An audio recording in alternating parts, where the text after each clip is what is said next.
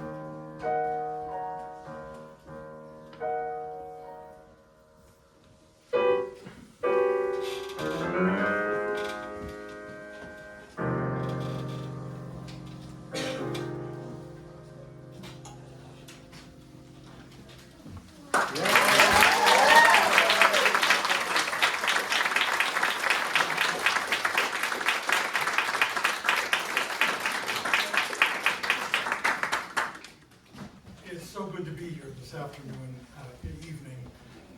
Such wonderful energy in the room this afternoon. As we continue, we'll be referring to the listening guide that's in your program. So if you haven't, you can open it up so that you can see it. And I'll just review very quickly. I am George Marriner Maull. And I am the artistic director of the Discovery Orchestra, where, as has been said, we teach the listening skills that help people to really connect emotionally with classical music. And we do that by presenting programs like what we're about to do just right now, except we do them mostly through technology at this point. We do television shows for American Public Television, and we have a radio show twice a month on public radio, and we also have a lot of stuff up on the internet that people can access through our website if they choose to do so. But as was also pointed out earlier, we do not have to listen to music. We can just hear it in the background, like sonic wallpaper. And if you care to make note of your daily life, you will find electronically reproduced music almost following you like your shadow everywhere you go. It's at the supermarket, it's at the drugstore, it's in the doctor's office, in the waiting room, it's on phone, on hold, it's everywhere. And it's actually trained us to ignore music, as strange as that may seem. So if we decide to listen, we have to actually make a conscious decision. Well, what are we going to listen to? And the answer there are the various aspects of music, which include the elements of music, the rhythms, the melodies, the harmonies, the timbres, the textures. And we're going to focus on one of those today, which is the timbres, the sound source. Is it a piano playing? Is someone singing? Is it the sound of the trumpet or the violin? These are something that we can focus on if we choose to do so. So imagine that you're a composer, man or a woman. There are lots of both genders out there right now, and other genders as well. And a composer, if they decide to write a symphony or symphony orchestra, they have a lot of choices to make, especially regarding which instrument's going to play what when. So often they write a piano score or a sketch on the piano that they can play something, and then they go back and they decide, okay, we'll have this instrument play this idea and this instrument or group of them play that idea. So right now, in your listening guide, I want you to look at number 1, where it says there's an English horn solo. First, I want you to listen to it as a composer would in their piano sketch, right now.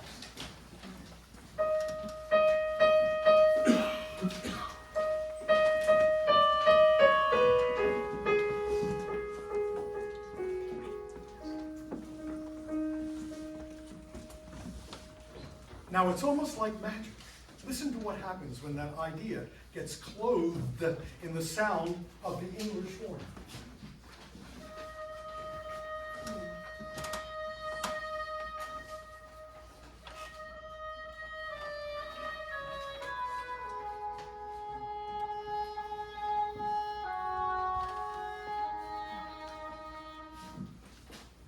The English horn is the larger cousin, slightly longer than the oboe. But it's a haunting sound, isn't it? To hear those notes played by the English horn. All right, now look at number 2, where the theme comes in. The one which you heard just a moment ago from our wonderful Keys of Success group.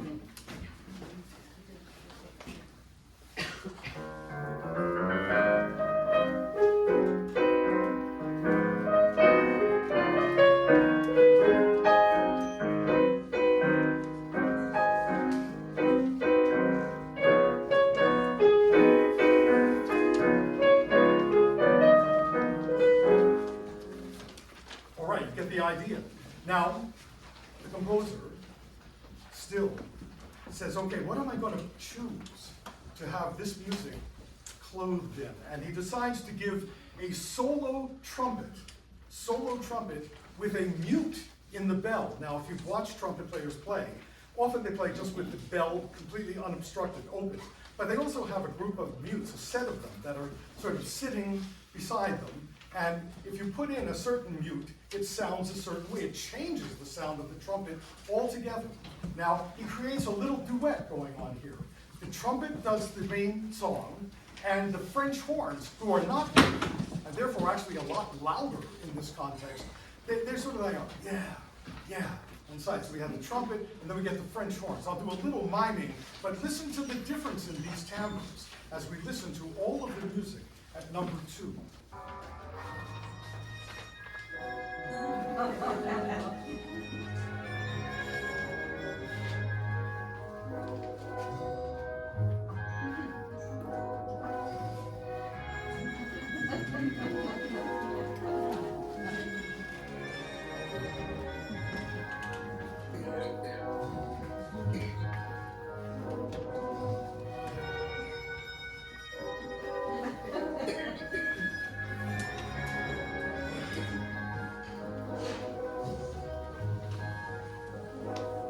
Now, the blues is always a bit of a plaint about something.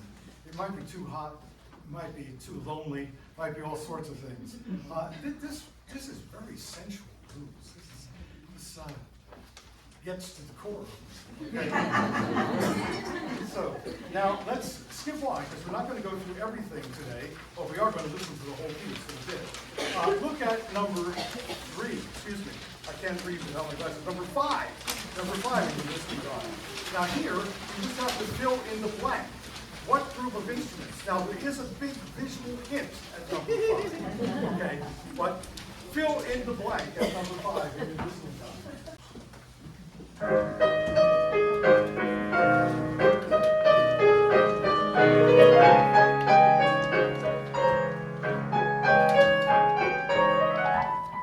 Okay, now let's listen to which instruments play this.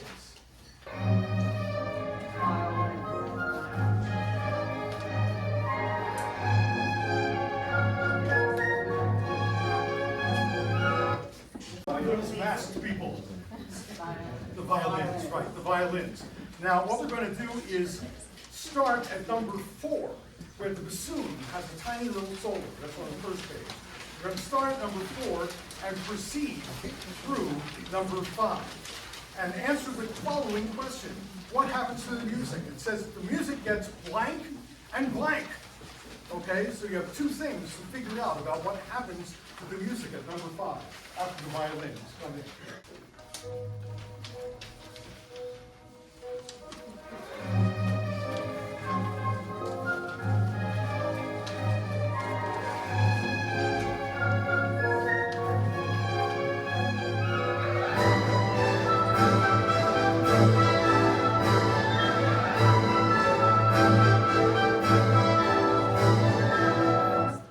What happened?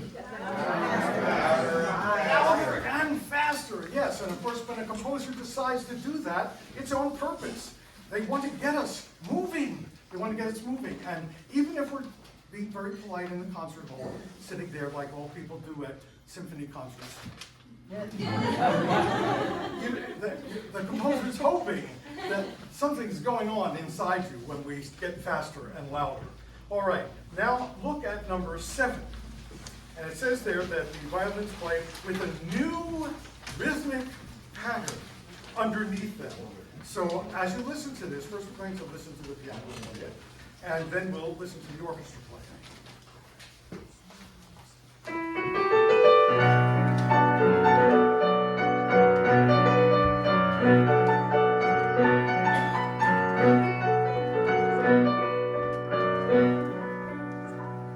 Now, I'm just curious, did you detect any rhythmic pattern sort of in the bottom end of things there? Da-da, da-da. Did you all listen to just that part of it? Can I have you just played the da-da part?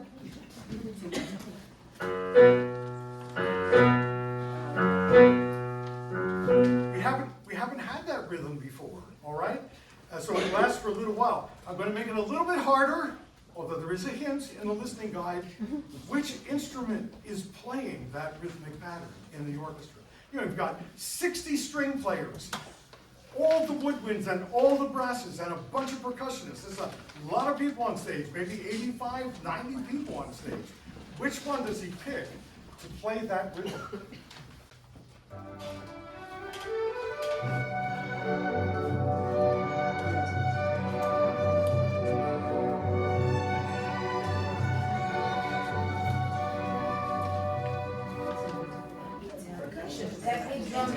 That big drum thing. Right. That thing that looks like a giant kettle to make soup in. Right, exactly. Known as the timpani. And the timpani have been with us for thousands of years. The Romans used them to scare the heck out of their enemies, making them hopefully run away before they got to the actual battle site. They play their brass instruments and play these big drums. So just do that rhythm with me. Bum bum, bum bum, bum bum, bum bum. Now he doesn't knock our heads off with that. It's subtle. Listen to it again right now. That same little part.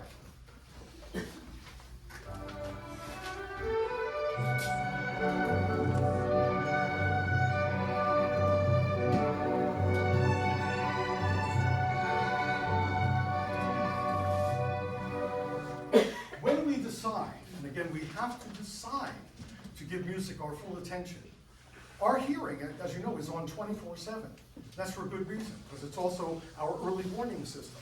If you're walking down the street and you hear a siren, your brain registers that. Okay, I heard that. Or as when I lived in New York City, my wife and I, we were sound asleep and we heard someone breaking into our apartment through the fire escape window. And we immediately woke up because our hearing is on 24/7, right? But to give what you're hearing your full and undivided attention, being totally present in the music, that's what listening really is. So, you have to let it expand. All right, this is not too hard. All right, what I want you to do is, we're going to start at number 8, where the cellos and French horns have a nice exchange. And all you need to do is raise your hand when it happens.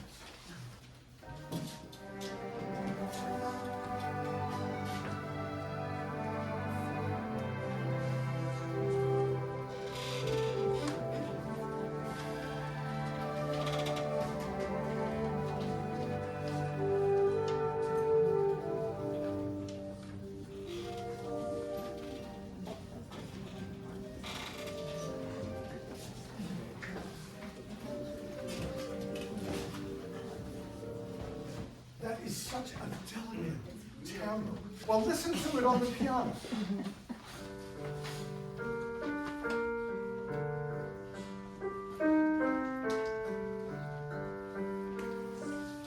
Now, it sounds perfectly fine on the piano. Yeah, it's a beautiful thing, but the harp is such a tender, delicate sound. You have to be careful. You might get 2 extra goosebumps if you notice that. While you're listening. Let's listen to that one more time.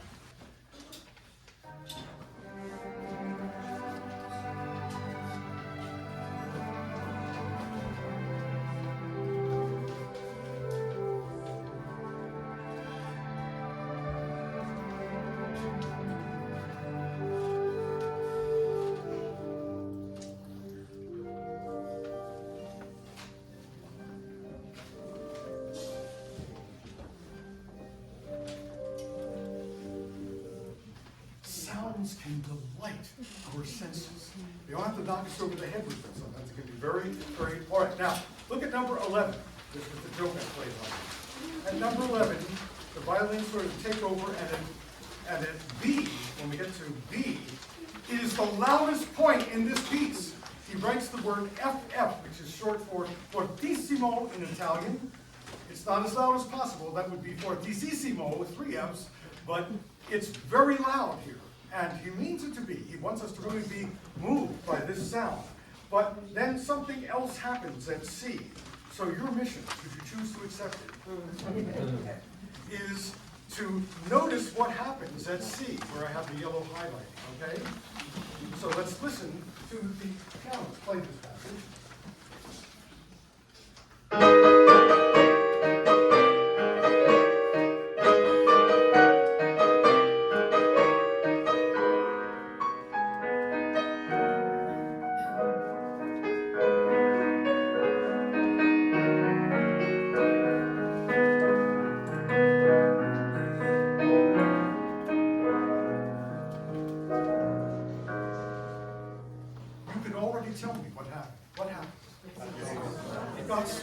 Yes, he wrote the word decrescendo, meaning to get softer gradually in Italian.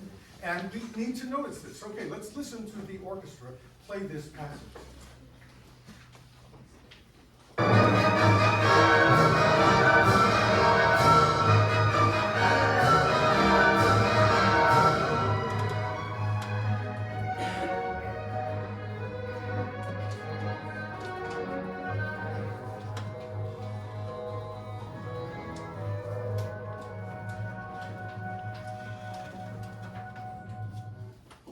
It's very soft, gets down to just a few instruments playing after having everybody on that stage playing very loudly. Something to notice, the dynamics of the music. All right, now, look at number 13. And I want the pianists to play this. And I wanted to ask you a question about it after they come in.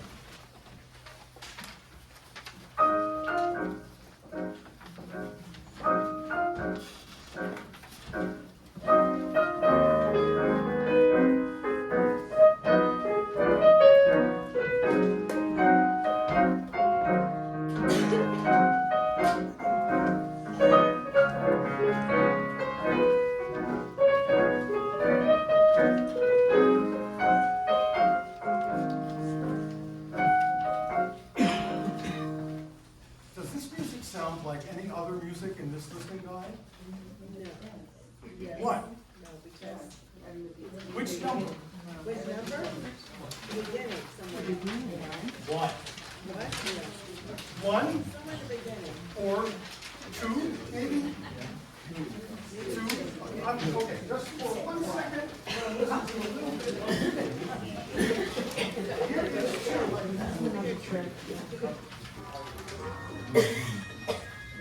Yeah. Hopefully that sounds familiar when we get to it later. And of course, this is an important thing. Composers like to give us a chance to go somewhere, starting at home maybe, we're in our house, then we go visit some other town, and then we come back to our house again. And it feels very satisfying when we get back home again. It's a very popular way to create the form of the music. So let's listen now at number 13, this last music again. We'll keep it going all the way to the end, but here's a tricky part. How many people have played the woodblock in their life? Every hand should come up. When I was in kindergarten and first grade band, among the instruments we had were woodblocks. You have to block and you give you a little mallet to hit it with. Is there anyone who can imitate the sound of it? Oh, there we go. All right, so your mission, raise your hand when you detect the woodblock at number 13, and then it will play on out to the end. You might also want to raise your hand when the harp comes in again as a chord. Okay? Extra ending. Here we go.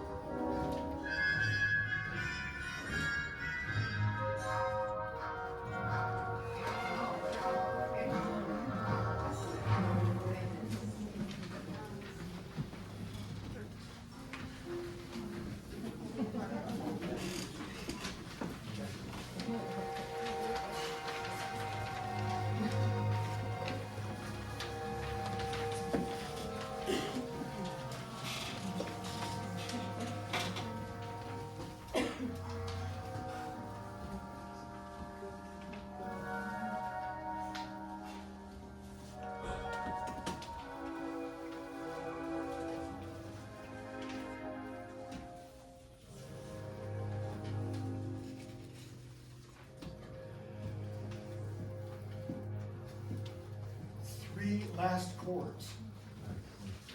Now, isn't that a gorgeous exquisite?